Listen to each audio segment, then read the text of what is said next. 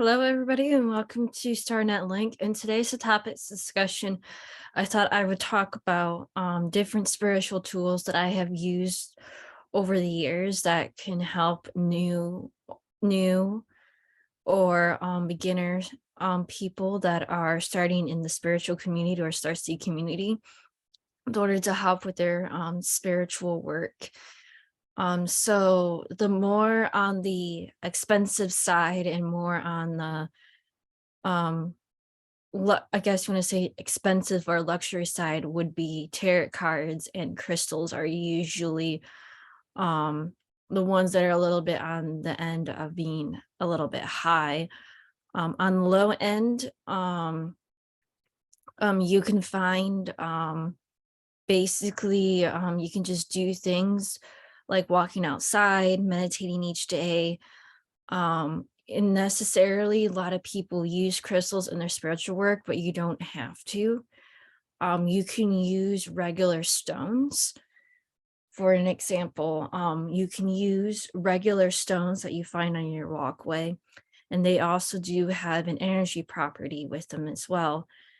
Just make sure you clean them off, and you can use them as a way of an alternative to crystals. Another thing that a lot of people use is crystals on the, I guess, medium side, or like if you're really into like doing crafts and stuff. Um, this is organite. It's a man-made crystal that you can make on yourself. Just make sure that it has copper in it. But if you want to get really, really creative, I'm going to use this as an example that you can create organite like this, where you can have crystals inside and make it your own personal crystal of the way that you design it. You can add broken crystals that you don't use anymore, or crystals from necklaces that you don't wear that have crystals in it, and you can make your own little crystal. Just make sure that you have copper in it, and the reason why is because it activates the energy that's inside. And with organite, it doesn't need a lot of maintenance. It just needs sunlight in order to keep it cleansed and keep the energy pure. With crystals, they're a little bit more maintenance in order for the energy to stay pure. You have to cleanse it. Some crystals like sunlight, some crystals like moonlight, and some crystals like a salt bath towards to cleanse their energy, or use other crystals to energize and cleanse them. There are other ways to cleanse crystals, is also with sage, or um sage and using other essential oils, not like dripping them on, but other essential oils like incense around the crystals can also to energize them or cleanse them. The three most important things for a new beginner that's getting into the spiritual community is to learn the three basics, which is protection, grounding, and balancing. Those are the three most important things that you need to work on before you actually diving into more of the deeper stuff. And the reason being is because once you start doing your spiritual work, um, the negative beings or the negative stuff that is around you can no longer feed off of you and use you as an energy source. And they don't like that. So they will try to do everything in their power to scare you out of doing your spiritual work. Spirit protection is very useful, especially in the astral realm before you go to bed. There are many different ways to protect yourself while you're dreaming. The more popular one is dream catchers. Yes, you can make your own, but if you want a more authentic dream catcher, I recommend getting it from the Native American community and support their community by approaching them from their tribe or from their personal store in order to support them as well. So it's like a win-win situation where where you're not only just purchasing something for yourself, but you're also supporting a a community. There are also different gemstones and sacred geometry that you can put up at night. Some people actually take down their mirrors at night. The reason being is because spirits use mirrors as portals. So taking mirrors down at night can actually help. Some people actually put protection seals over mirrors before they go to bed. Um, on the more I guess the more easier way is that some people use candles with little prayers on them, and they have special incense, and you can use candles as a way to order to cleanse or use it in your meditation and stuff. If you do not know um what type of crystals to use when starting out, I recommend getting a book, or this is a card deck, and where it has different pictures of crystals on it, or go through a crystal book and it'll show you images and pictures of crystals, and whatever stands out to you is usually the crystals that you should get, because it shows that when you are interested in a crystal, it means that you have some sort of impurity or energy work that you need to be done in your chakra system, and that's the reason why you are attached to the crystal.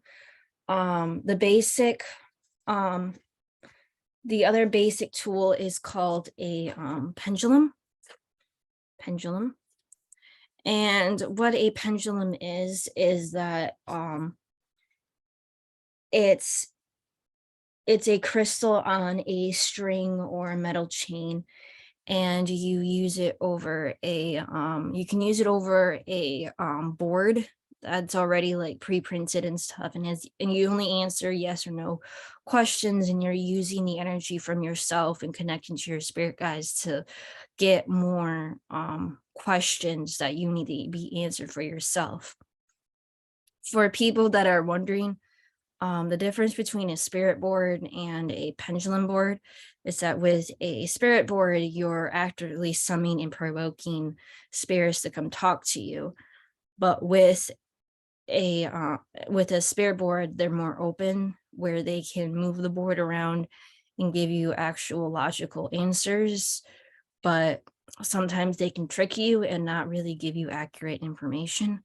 The difference between a pendulum board is that it can only answer yes or no questions, and then it tells you whether or not that you need to answer again, and you're not provoking spirits. You're connecting to your spirit guides, and they're with you all the time, and you just ask for them to help you. And the difference, a lot of people are like wondering, when you are using a spirit board, you have to do it in a way where you have to like you have to open the board and close it. It's sort of like a ritual, but with a pendulum board, it's not. You're just answering yes or no questions, and it's just between you and your spirit guides, and you're not actively provoking them or summoning them to connect with you. Sometimes the pendulum just works with your own energy, and it can give you yes or no questions just based off your own energy. So that's usually the difference. The other crystal I recommend is stalagmite. Stalagmite is used as an energy purifier. You can use it in your house, and it's very basic. Um, Different crystals come in many different forms, like worry stones, tumblers, wands. Wands are used as a way to energize crystals to do like crystal work on the body. Worry stones are good if you want to keep stones in your pocket. Tumbler stones are also good too. Tumbler stones are usually used towards to make crystal grids. Worry stones are crystals that you can bring and just fidget with them, the same with tumbler stones. And sometimes some of them can be used as a way to protect you from energy vampires or energy draining at work or wherever you go. Um, if you want to make crystals more powerful, or the energy in them more powerful, you can take a copper wire and wrap it around the crystal, and it can make their energy a little bit more powerful. Usually the basic crystals that I think a lot of new beginners should get would be white quartz, rose quartz, and amethyst. Those are like universal crystals. Um, White quartz is a universal crystal for the chakra systems and for meditating.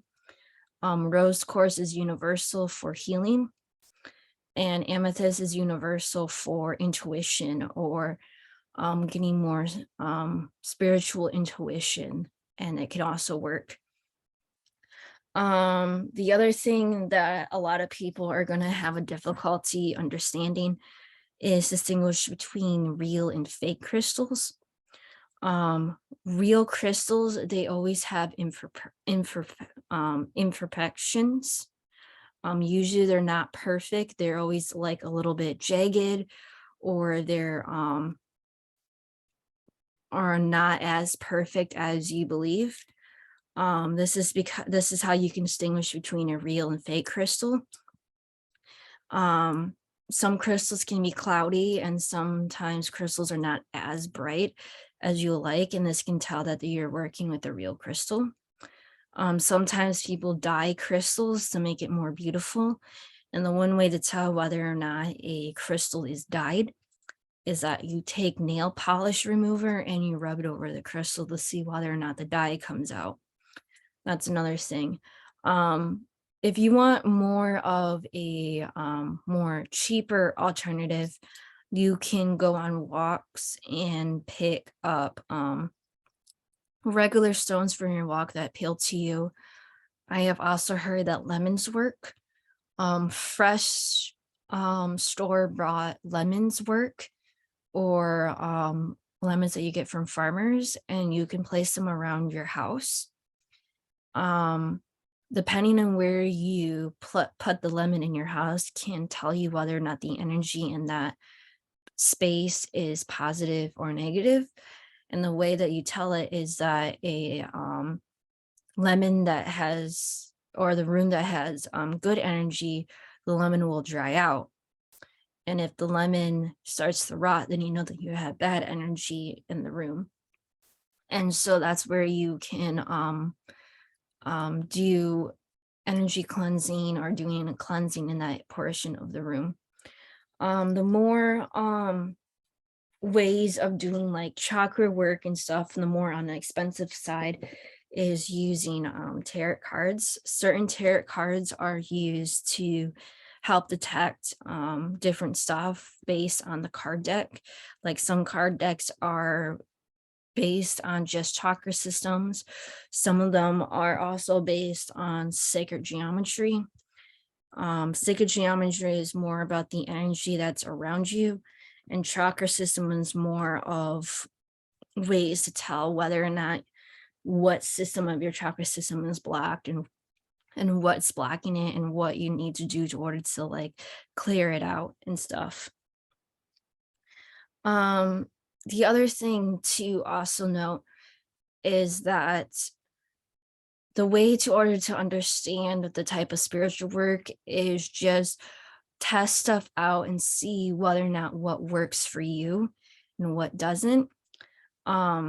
Certain crystals work in different formats. Like some work good in circles, some work in good with triangles, some work in their natural form, like this.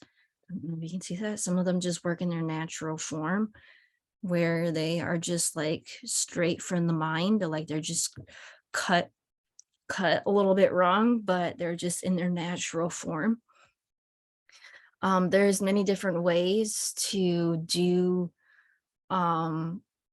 crystal work, but just starting with the basics is just learning how to use them for yourself and learning what works best for you. Some stuff will not work for others, and some will work for some. It just depends on what connects to you more thoroughly.